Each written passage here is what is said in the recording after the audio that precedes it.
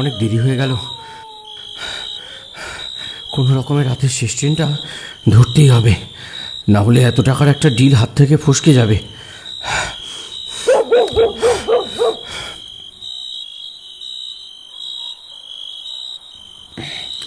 ও, একদম সময়ে এসে গেছি। 12:35 ট্রেন, আমি মাত্র 1 মিনিট লেট। এত তাড়াতাড়ি ট্রেন আসেনি। উফ, এত জোরে জোরে হেঁটে হাঁপিয়ে গেলাম।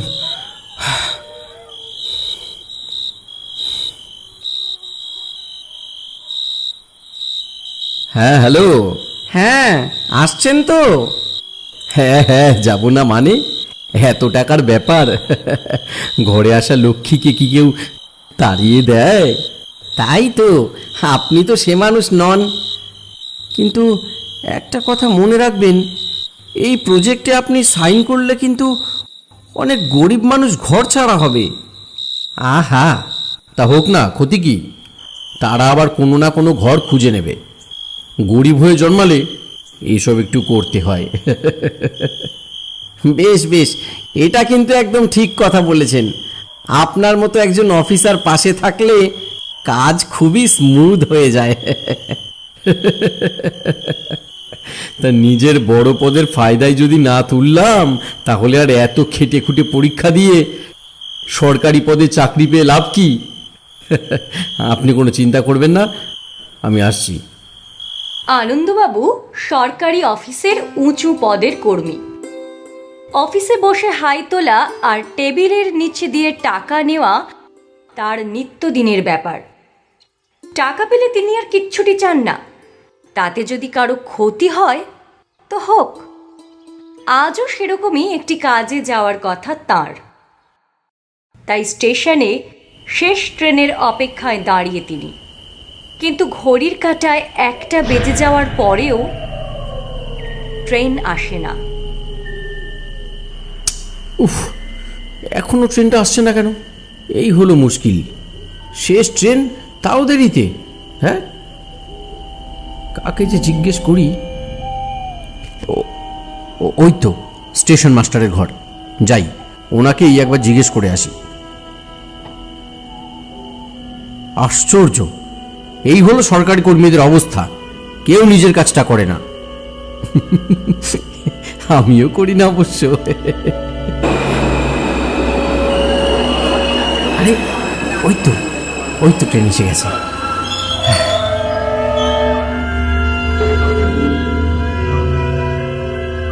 এই যে দাদা, এটা পাতিগ্রাম লোকাল তো? পাতিগ্রাম? না না, সে তো 12:35 বেরিয়ে গেছে। হ্যাঁ, বেরিয়ে গেছে? ঠিক সময়ে ট্রেন বেরিয়ে গেছে? আজব ব্যাপার। তা আপনি কোথায় যাবেন? ওই পাতিগ্রামে যাব। কিন্তু এটা কোন ট্রেন? এটা গ্যালোপিন। 2 ঘন্টা লেট, উঠে পড়ুন। এটা পাতিগ্রাম যাবে। আরে বাবা, এই তো চাই। আজ এই ট্রেনটা লেট না হলে খুব মুশকিলে পড়তাম। সেই আজ যে আপনি নিজেই লেট হয়ে যাবেন মশাই। কিছু বললেন?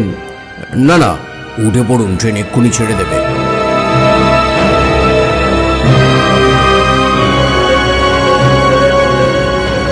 কি ব্যাপার বলুন তো, সবার জামা কাপড়ে এরকম রক্তের দাগ কেন?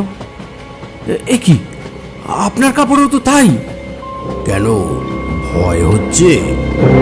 হ্যাঁ, ভয়? ইয়ে না, মানে ভয় পাবেন না মশাই। আমরা আসলে কালির কারখানায় কাজ করি, তাই জামা কাপড়ে এমন দাগ হয়েই যায়। ও তাই বলুন, তাই বলুন। তা আপনার কি করা হয়? আমি সরকারি অফিসার। বাহ, তাহলে তো আপনার কোনো চিন্তাই নেই। যত চিন্তা আমাদের মতো গরিব মানুষের। এটা আপনাদের ভুল ধারণা।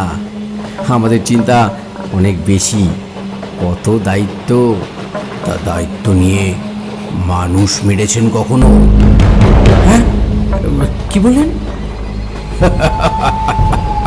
মজা করছি মশাই, আপনি এত অল্পেই ঘাবড়ে যান না। ও ইয়ে মানে এত রাতে এমন মজা করলে যে কেউ ঘাবড়ে যাবেই মশাই।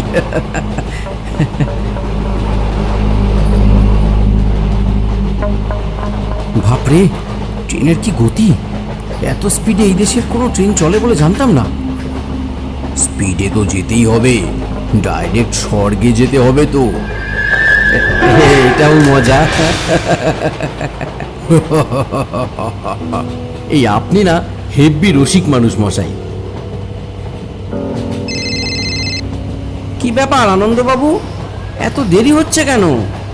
আরে আসছি আসছি, ট্রেন লেট। ট্রেন যা গতিতে ছুটছে তাতে গন্তব্যে পৌঁছতে খুব বেশি সময় লাগবে বলে মনে হয় না। কি? না না, এই তো এরপর পাঁচখোলা, তারপর আবাদা, তারপরই পাতিগ্রাম।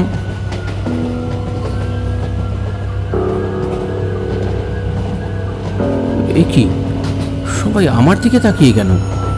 এই সময় আপনার মতো ভদ্রলোককে ট্রেনে দেখা যায় না তো, তাই। আচ্ছা আনন্দবাবু, আপনি জীবনে এমন কিছু করেছেন যার জন্য আপনার আফসোস হয়? জীবনে হ্যাঁ, একবার অনেক টাকার অফার এসেছিল শুধুমাত্র একটা সই করার জন্য। তখন প্রথম প্রথম চাকরিতে জয়েন করি, তাই ভয়ে টাকা নিইনি। সেই কথা এখনো ভাবলে আফসোস হয়। না না, টাকা নয়, এমন কোনো ঘটনা আপনার ভুলের জন্য হয়তো কারো ক্ষতি হয়েছে। না, সেরকম কিছু ভাবি না। এই পৃথিবীতে একজনের লাভ হবে আরেকজনের ক্ষতি হবে, এটাই তো নিয়ম।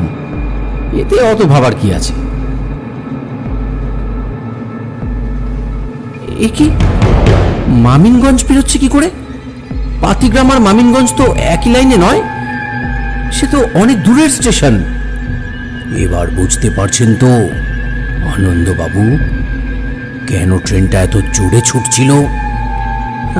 কেন মানে, এক মিনিট, আমার নাম তো আমি আপনাকে বলিনি। তাহলে তাহলে আপনি আমার নাম জানলেন কি করে? হ্যাঁ, আপনি কে? কি কি সবাই দল বেঁধে আমার দিকে আসছেন কেন? হ্যাঁ, কি?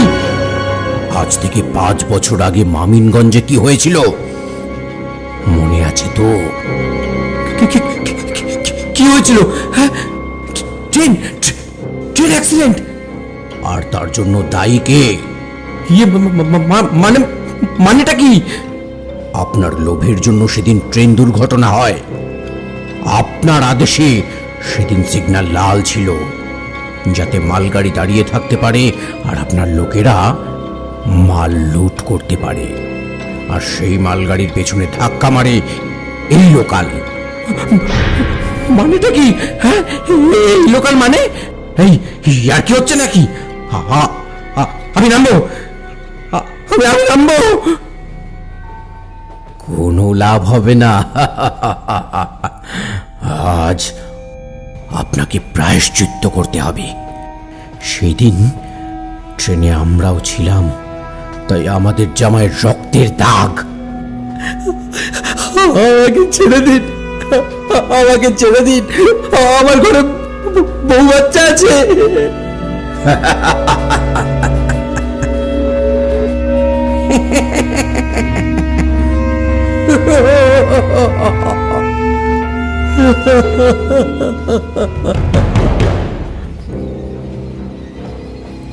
না, আমাকে ছেড়ে দাও, আমাকে ছেড়ে দাও, আমাকে ছেড়ে দাও।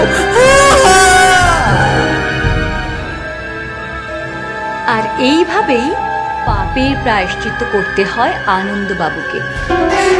লোভ আর পাপ মানুষের সবথেকে বড় শত্রু, আর তার শাস্তি সবাইকে পেতেই হয়। তাই এই রাতের শেষ ট্রেন চড়ে গন্তব্য পৌঁছানো হয় না আনন্দবাবুর।